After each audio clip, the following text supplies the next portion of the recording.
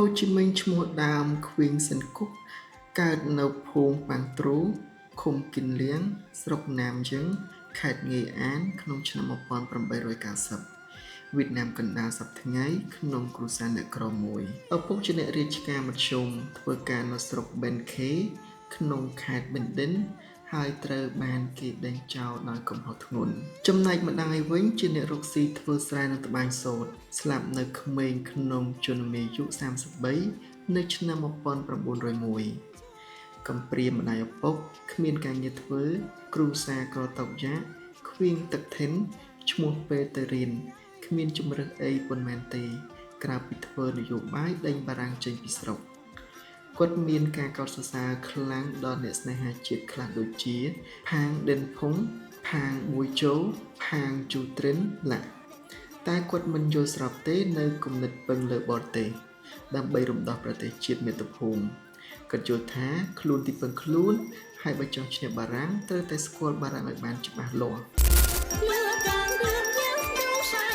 អាយុបាន20ឆ្នាំយុវជនខ្វៀងទឹកថិនបានចុះមកដល់ព្រៃនគរដែលជាទីក្រុងទំនើបមួយមានភ្លើងអគ្គិសនី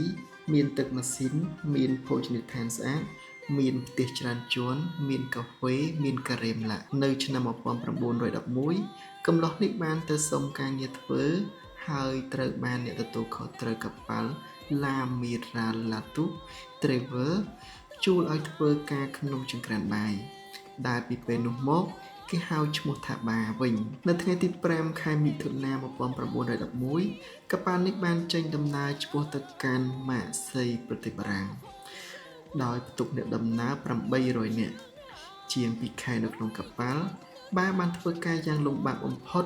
អ្នកណាក៏ប្រើបាបានក្រោកឡើងពីម៉ោង4ព្រឹកធ្វើការរហូតដល់ម៉ោង9យប់ដោយមិនចេះធុញទ្រាន់ពេលចប់កិច្ចការកម្មករខ្លះឆ្លៀតលេងបៀខ្លះនិយាយគ្នាលេងចំណែកបាវិញឆ្លៀតរៀនភាសាបារាំងខ្លួនឯងរហូតដល់ម៉ោង12យប់ទើបឈប់ដេកមកដល់ម៉ាក់សីកម្មករយួនម្នាក់បើកបានពី100ទៅ200ប្រង់ចំណែកបាបើកបានតែ10ប្រង់ប៉ុណ្ណោះតែបាសប្បាយចិត្តណាស់ដោយបានមកដល់នឹងឃើញប្រទេសបារាំងនឹងភ្នែកបាសង្កេតឃើញថានៅបារាំងក៏មានអ្នកមាននិងអ្នកក្រដែរបារាំងហាក់ដូចជាគ្រប់គ្នាទៅវិញទៅមកណាស់គ្មាននរណាមើលងាយនរណាទេខុសស្រឡះពីបារាំងអាណានិគមនៅឥណ្ឌូចិនបន្ទាប់មកថាកែកប៉ាល់បានបញ្ជូនបាទៅនៅផ្ទះគាត់បណ្ដាសន្ននៅសាំងអាត្រែលជាក្រុងអាវរ៉ាបាយកចិត្តថាកែណាស់ធ្វើការគ្មានឈប់ឈរនៅក្នុងផ្ទះថែសួនច្បារមានពេលបន្តិចបន្តួចខិតខំរៀនបារាំងជាមួយស្រីបម្រើមួយខែក្រោយមកថាកែឲ្យបាទៅបម្រើក្នុងកប៉ាល់មួយទៀតដឹកទំនិញជាពិសេសទៅអាហ្វ្រិកកាត់តាមអេស្ប៉ាញប៉ូទុយហ្គាល់ទៅដល់ប្រទេសផ្សេងៗទៀតនៅអាហ្វ្រិកបូព៌ាទៅរហូតដល់អាមេរិកខាងត្បូងឡើងទៅមិចស៊ិកនិងទៅដល់សហរដ្ឋអាមេរិកគ្រប់តែប្រទេសដែលកប៉ាល់ឈប់សម្ចតបាតែងតែចង់ដឹងចង់ស្គាល់ប្រទេសអស់ទាំងនោះបាដែលកើតមកគ្មានអ្វីទាំងអស់និងទោះបីធ្វើការលំបាកក្នុងកប៉ាល់គ្មានពេលឈប់សម្រាកក៏ដោយមានសំណាងបានឃើញប្រទេសជាច្រើនធ្វើឲ្យបាមានគំនិតកាន់តែច្បាស់ជាងមុនគ្រាន់តែត្រឡប់មកដល់ស្រុកបារាំងវិញភ្លាមបាសន្សំបានប្រកាសបន្តិចបន្តួចក៏ជិះកប៉ាល់ទៅទីក្រុងឡុងមកពិបាកចង់ស្គាល់និងចង់ចេះភាសាអង់គ្លេសចំពេលរដូវត្រជាក់បារកបានការងារធ្វើជាអ្នកបោសសម្អាតទីធ្លាសាលារៀនជាពិសេសការព្រាលចោលដោយទ្រាំនឹងត្រជាក់មិនបានបាក៏រកការងារផ្សេងធ្វើវិញលើកនេះជាអ្នកដុតភ្លើងឡនៅក្រោមដីម្ដងត្រជាក់ម្ដងក្តៅបាឈឺអស់មួយរយៈក្រោយពីឈឺភ្លាមបារកបានការងារធ្វើជាអ្នកលេងចាននៅសន្តាគារកាល់តុនក្រោមបង្គាប់មេចង្ក្រានបារាំងម្នាក់ឈ្មោះអូកូអែលកូហ្វីយេនៅពេលសង្គ្រាមសកលលោកលើកទី1ទុះឡើងបាននៅទីក្រុងឡុងនៅឡើយត្រឡប់មកប្រទេសបារាំងវិញបារួមនឹងយួនអ្នកស្នេហាជាតិខ្លះជាពិសេសផាងជូត្រិននិងមេធាវីផាងយ៉ាងត្រៀង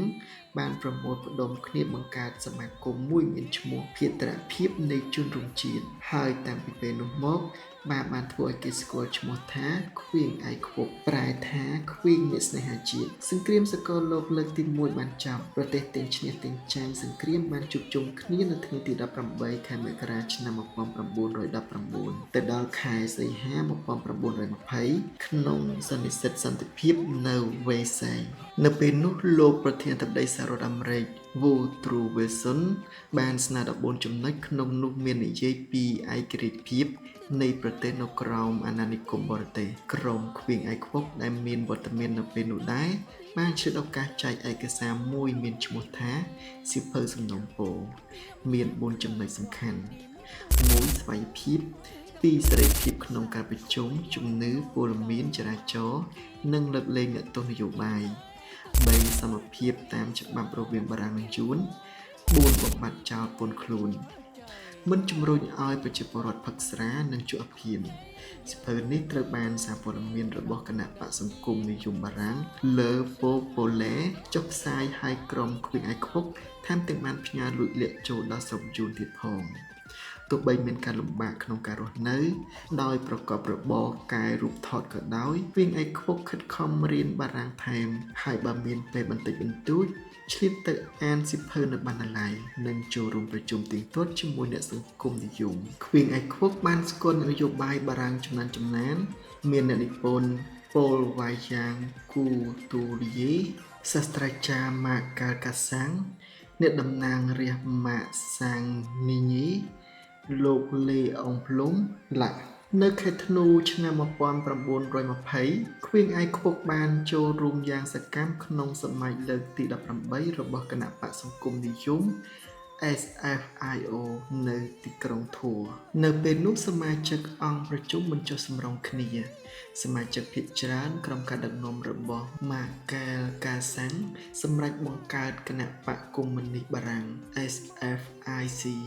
ហើយភ្ជាប់ទៅនឹង Elam International Olivier ខ្វៀងឯកខ្ពប់សម្រេចចូលជាសមាជិកគណៈបក្សកុម្មុយនីសបារាំង SFIC មកពីគណៈបក្សនេះប្រកាសជួយប្រជាជាតិនៅក្រោមនឹមបរទេសឲ្យបានឯករាជ្យសមាជិកមួយភាគទៀតក្រុមការដឹកនាំរបស់លេអុងប្លូម